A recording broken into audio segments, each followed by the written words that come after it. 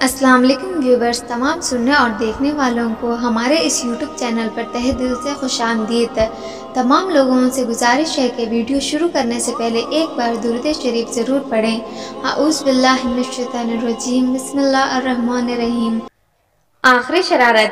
जब एक जिंदा इंसान को मौत के बाद खबर के मंजर देखने की कोशिश महंगी पड़ गई। एक इबरतनाक सच्ची कहानी। शाम का वक्त था। एक कब्रिस्तान में दो नौजवान खड़े और खबर खुदवा रहे थे। एक का नाम एहसन और दूसरे का नाम जैन था। यह खबर उनके दोस्त राशिद की थी। एहसन राशिद का कजन भी था, लेकिन जैन इन दोनों का दोस्त था। एक हफ्ते बाद राशिद की शादी थी, लेकिन खानदानी दुश्मनी की वजह से राशिद का कत्ल कर दिया गया था। जिस घर में खुशियों का माहौल था, वहाँ गम की चादर बिछ गई थी। राशिद के माँ बाप तो जैसे जिंदा दरगोर हो गए हो। नई जिंदगी शुरू करने की तैयारियां छोड़कर लोग राशिद की तदफीन की तैयारियां कर रहे थे। उस घर में जैसे क़यामत टूट पड़ी थी।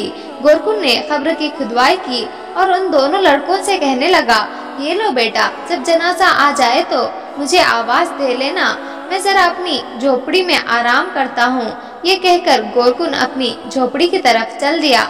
एहसन कांपते हुए हाथों से अपने घर फोन मिलाया और पूछने लगा, मैयत आने में और कितनी देर बाकी है। वो ये कहकर रो दिया, क्योंकि इन तीनों की आपस में गहरी दोस्ती थी। एहसन गम से निढाल था। दोनों खबर के पास खड़े थे। जैसे जैसे शाम ढल रही थी, अंधेरा बढ़ता जा रहा था। जैन अपनी ही सोचों में गुम था। एहसन ने उसे बुलाया। वो एकदम से चौंक पड़ा। एकदम कहने लगा, यार, रात में कब्रिस्तान में किस तरह खौफ आता है। ये मुर्दों की हिम्मत है जो यहाँ पर रहते हैं, वरना इंसान तो खौफ से ही मर जाएं। मैं तो ये सोच रहा हूँ कि फरिश्ते मुर्दों से कैसे सवाल जवाब पूछते होंगे और फरिश्ते कैसे आते होंगे। और वो अजब से बातें कर रहा था कि अचानक उसके मोबाइल पर बेल बजी और वाइब्रेशन हुई।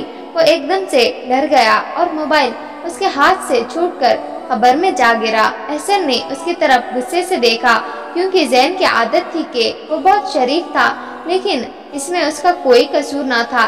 कहने लगा, मेरे हाथ से गलती से छूट गया, जरा मदद तो करो, मैं मेरा फोन उठा लाऊं। ये कहकर वो राशिद की खबर में उतरा और अपना फोन उठाया और वो फोन मट्टी से भर गया और वो एहसन की मदद से बाहर आ गया। उसके बाद एहसन दूर पत्थर पर जाकर बैठ गया और अब ये दोनों राशिद की मैयत लाने का इंतजार करने लगे। मगर जैन के दिमाग में कुछ और ही चल रहा था। उसकी नजर खबर के करीब पड़ी 4 सलीबों पर पड़ी। वो एहसन के करीब आया और कहने लगा, एहसन, क्या तुम ये सलीबें एक एक करके उठा सकते हो? एहसन ने कहा, हाँ, मगर क्यों? तब जैन ने उसे कहा, मैं थोड़ी देर के लिए राशिद की खबर में जाऊंगा, तुम ऊपर से ये सलीबें रख देना।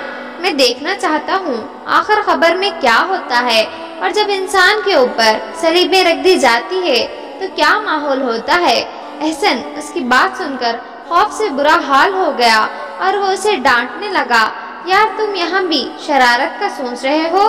तुम्हें डर नहीं लगता? और इतनी देर में सब आ गए और हम सब पकड़े गए तो सब क्या सोचेंगे? क्या अपने दोस्त की खबर के साथ मजाक कर रहे हैं? ना बाबा ना, मैं तुम्हारी कोई मदद नहीं करूँगा। जैन ने उसे मनाना शुरू कर दिया। बस कुछ ही देर की तो बात है।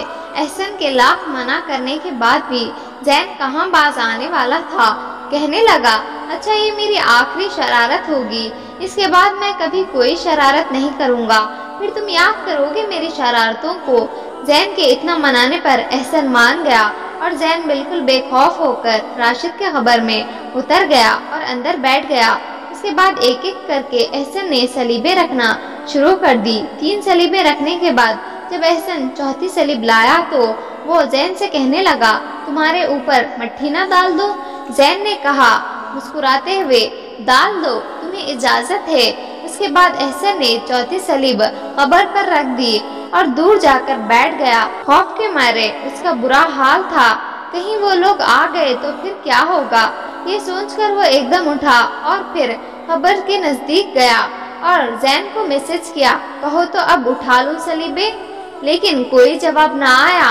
उसे कुछ देर इंतजार करने के बाद दोबारा मैसेज किया, लेकिन कोई जवाब न आया। उसके बाद एहसन ने जैन को कॉल की, लेकिन उस पर कोई जवाब नहीं आ रहा था।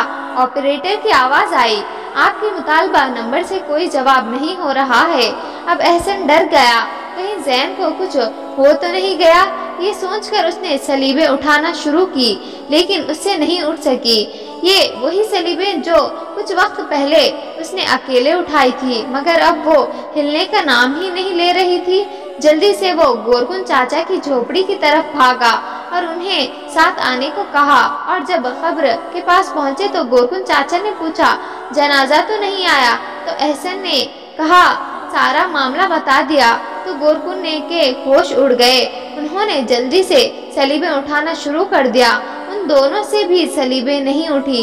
एहसन रोने लगा। रोते रोते उसने अपने बड़े भाई को फोन किया और सब कुछ बता दिया। एहसन का बड़ा भाई जल्दी से कब्रिस्तान आ गया। उतनी देर में एहसन गम से निढाल होकर बेहोश हो गया।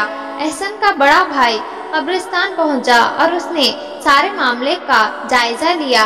जो कुछ गोरकुन को पता था उसने बता दिया। गोरकुन के दिमाग में भी हजारों सवाल थे और उसने उस वक्त राशिद के लिए जल्दी नई खबर तैयार की। एहसन के बड़े भाई ने जैन के घर वालों को इस वाक़े के मुतल्ला किया और अपने घर भी फ़ोन करके बता दिया। उस वाक़े के बाद जैसे तो खौरम मच गया।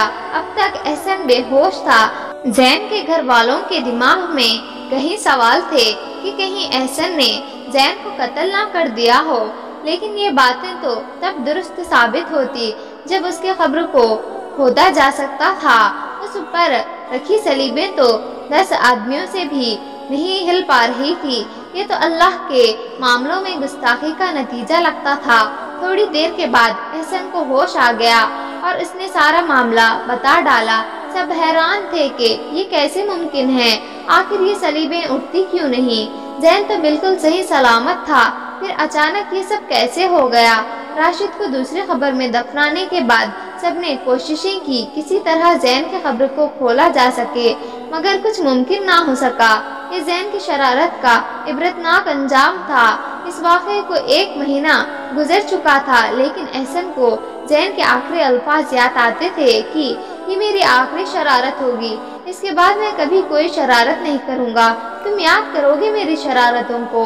और फिर उसने एहसन को ये तक कहा था कि तुम मेरे ऊपर मट्टी डाल दो, तुम्हें इजाज़त है। ये अल्फाज सोचकर वो चीख कर रोता, लेकिन वैसे करार ना आता। एक ऐसे मजाक ने इंसान की जान ले ली और मजाक में खबर से इस आखिरी मंजर का सोच के भी घर बैठे इंसान के रोंगटे खड़े हो जाते हैं। और ये कैसा इंसान था कि खबर में जिंदा उतरते हुए उसे खौफ ना आया। दरअसल खब्र दुनिया से पर्दे का दूसरा नाम है, और उसे ही बेपर्दा करने की कोशिश की जाए तो अंजाम कैसे अच्छा हो सकता है। अल्लाह पाक हम सबको समझने और नेक अमाल करने की तौफीक अता फरमाए। आमीन या रब्बल आलमीन। अल्लाह हाफिज।